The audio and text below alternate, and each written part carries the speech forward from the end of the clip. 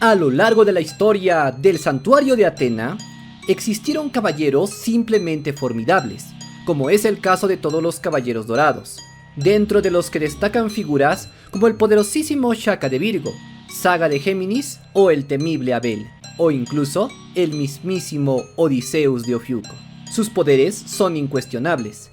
Sin embargo, a la hora de la verdad, cuando el poder por sí mismo no parece suficiente, serán los caballeros de bronce quienes se alzarán para alcanzar el milagro.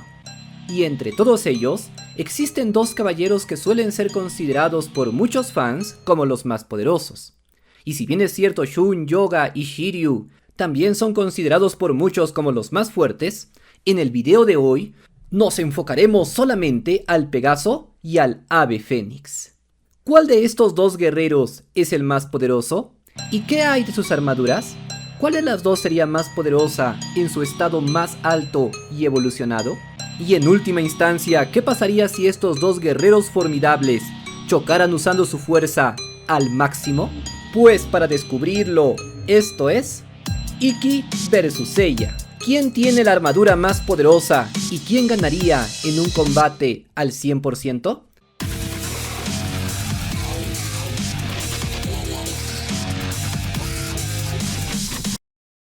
Advertencia, este video está basado en datos oficiales del manga y el anime. Sin embargo, las teorías y deducciones son de carácter personal, por lo que deben ser tomados con discreción. Ciertamente Seiya e Ikki ya se habían enfrentado originalmente, nada menos que al principio de la serie clásica. Y en ese momento podemos decir que Ikki simplemente barrió el suelo con el Pegaso, ya que si no fuera por la ayuda de sus compañeros y de la armadura dorada, Pegaso simplemente habría sido vencido. Sin embargo, el tiempo ha pasado, y ambos guerreros han evolucionado hasta alcanzar niveles cercanos incluso al de los mismos dioses, por lo que ahora tendríamos una pelea completamente diferente, y que posiblemente podría llegar a suceder en la Saga del Cielo, ya que existen algunas pistas que nos podrían sugerir este evento. Pero dejando esto de lado, vayamos directamente a analizar el poder de cada uno de estos guerreros. Comencemos hablando por Seiya. Al inicio de la serie, Seiya era ya uno de los caballeros de bronce más poderosos. De hecho, se podría considerar como un caballero de bronce de alta jerarquía. Derrotó al caballero de oso, y habría sido capaz de vencer a la mayoría de los caballeros de bronce de aquellos tiempos. Sin embargo, a partir de este punto, el poder de Seiya comenzaría a elevarse exponencialmente. Cuando enfrentaba a rivales poderosos, Seiya era capaz de superar sus límites. Al enfrentarse a los caballeros de plata, derrotó a Misty. Luego de eso fue capaz de superar el poder de un caballero de plata, y enfrentó directamente a los caballeros dorados. Superó la velocidad del mismísimo Aldebarán de Tauro, por lo que Seiya en su modo milagro ya era capaz de alcanzar el nivel de un caballero dorado y el séptimo sentido. Durante la saga de Poseidón, Seiya comenzó a tener más dominio sobre el séptimo sentido, y sin esforzarse demasiado, era capaz de convertir su armadura de bronce en una armadura dorada.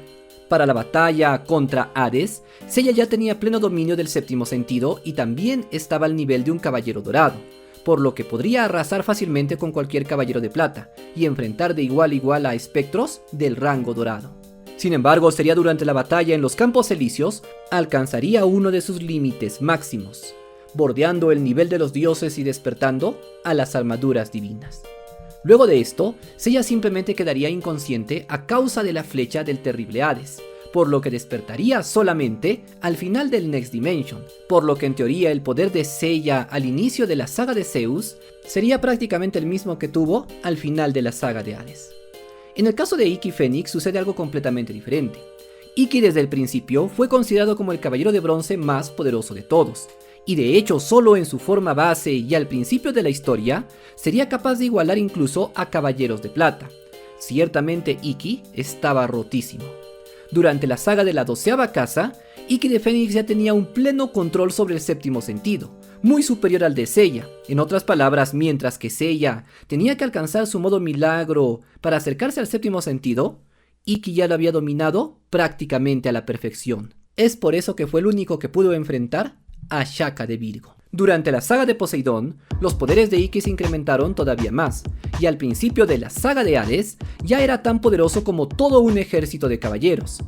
El poder de Ikki era tan asombroso que se encontraba cerca del mismísimo Saga de Géminis, por lo que podría vencer fácilmente incluso a caballeros dorados comunes, y también a los jueces del infierno. El cosmos de Ikki era tan grande que solamente tuvo que elevar un poco sus poderes para alcanzar también el límite de los propios dioses, y cuando tocó la sangre de la diosa Atena, la armadura de Fénix se convirtió en una armadura divina. Hasta este punto, podríamos decir fácilmente que Ikki sigue siendo muy superior a Seiya en todo sentido. Él posee un mayor control del cosmos, y cuando tuvo que despertar su armadura divina, también pudo hacerlo, del mismo modo que sucede con el mismo Seiya. Pero, ¿qué sucede en el caso de las armaduras? ¿Quién posee la armadura más poderosa al final del Next Dimension y al principio de la saga de Zeus? Pues si bien es cierto podemos pensar que todas las armaduras son igual de poderosas, esto no es cierto. Y no estoy hablando solamente de las jerarquías. Sabemos que una armadura dorada es por naturaleza más fuerte que una de plata y esta a su vez es más fuerte que una armadura de bronce. Sin embargo, no me refiero a eso. Incluso entre armaduras de la misma jerarquía, existen algunas que son mucho más poderosas y que también poseen características diferentes. Pues incluso entre armaduras del mismo rango, algunas son consideradas como más evolucionadas. Por ejemplo, entre las 12 armaduras doradas, aparentemente la armadura de Sagitario sería la más poderosa, ya que ésta posee alas, algo que no tienen las otras armaduras doradas. Y de hecho esto se confirma por el propio Masami Kurumada, quien en cierta entrevista dijo que la armadura dorada más fuerte sí era la armadura de Sagitario. En el caso de las armaduras, la armadura de Fénix es mucho más poderosa que la armadura de Seiya. De hecho, la armadura de Fénix posee capacidades que ni siquiera las armaduras doradas poseen, siendo la regeneración la principal de ellas. Eso significa que luego de cada batalla, la armadura de Fénix se hace mucho más poderosa.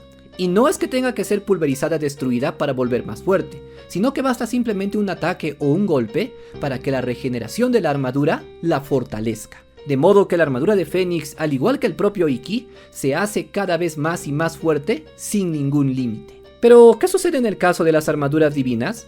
¿Acaso cuando la armadura de Pegaso y la de Ikki llegan a su forma divina, se hacen igual de poderosas? Pues la respuesta es no. La evolución en armaduras divinas es simplemente un potenciador o multiplicador de fuerza. Por lo tanto, la armadura de Fénix divina seguirá siendo mucho más poderosa que la armadura de Pegaso en su forma divina. Así pues, podemos concluir que tanto a nivel de cosmos como a nivel de armadura, Ikki es mucho más poderoso, y por lo tanto podríamos considerarlo como el santo más poderoso de todos.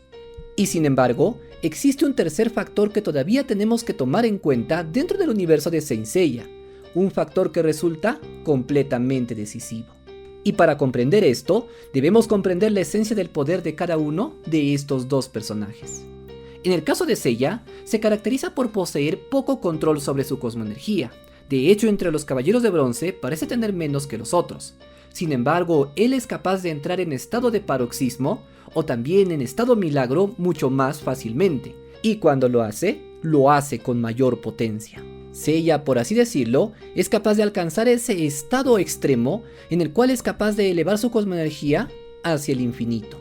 En el caso de Ikki, por otro lado, él posee un control total sobre su poder en su estado más puro. Es como Caín o el mismo Saga, es simplemente brutal en la batalla, pero su modo milagro, por así decirlo, no es tan impresionante.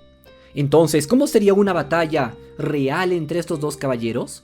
Pues para empezar, ambos tendrían que estar bastante motivados, pues solo de esta manera podrían hacer arder su cosmos hasta el máximo nivel. Desde un principio, Ikki comenzaría con gran ventaja. Su poder de batalla, sus movimientos a la velocidad de la luz y su tremenda cosmoenergía destrozarían prácticamente por completo a Seiya. Sin embargo, Seiya nunca se rinde, por lo que poco a poco su cosmoenergía comenzaría a elevarse conforme la batalla avance. Por lo tanto, si es que Ikki no es capaz de acabar con Seiya en las primeras partes de la batalla, Seiya se volvería más y más peligroso, y finalmente sería capaz de igualar o incluso superar la cosmoenergía del propio Ikki de Fénix. En este punto Seiya podría lanzar ataques formidables, que serían capaces prácticamente de aniquilar al Caballero de Fénix. Sin embargo, nuestro amigo Fénix tampoco es fácil de derrotar, pues como el ave inmortal, él podría regresar incluso aunque parezca que ha sido vencido, con más poder todavía que lo anterior. En este punto nos encontraríamos en una batalla de niveles cósmicos. Ambos guerreros tendrían el cosmos elevado a niveles inconmensurables, lanzando ataques descomunales, que destrozarían prácticamente todo el entorno. Sin embargo, pienso que en el clímax de la batalla, si Ikki no logra destruir de verdad y por completo a Seiya, y deja solamente una pequeña llama de su vida ardiendo, sería suficiente para que Seiya alcance aquel modo milagro y de poder infinito, con lo cual podría ser capaz incluso de derrotar al mismísimo Fénix. Sin embargo, esto sería una batalla impredecible, ya que cuando hablamos de los Caballeros del Zodiaco, las batallas de más alto nivel no son simplemente batallas de poder o de energía, sino que se trata de batallas de convicciones. Cuando el cosmos arde hasta el infinito y los guerreros se enfrentan en el clímax de la batalla, aquel que llegue a dudar solamente un poco terminará perdiendo. Esto lo vimos en batallas como por ejemplo entre Poseidón y Atena, que más que batallas de simple cosmoenergía, eran batallas de convicciones, en que aquel que tenía la voluntad más grande terminaba venciendo. Así pues, el resultado sería simplemente impredecible, y de seguro dependería de cuál de los dos guerreros posee una voluntad más firme y mayor convicción. Si te gustó este video, activa la campana, para que no te pierdas ningún video interesante del mundo de los Caballeros del Zodiaco. Yo soy Kennel, y esto es Indie Arts, donde hablamos de anime y videojuegos.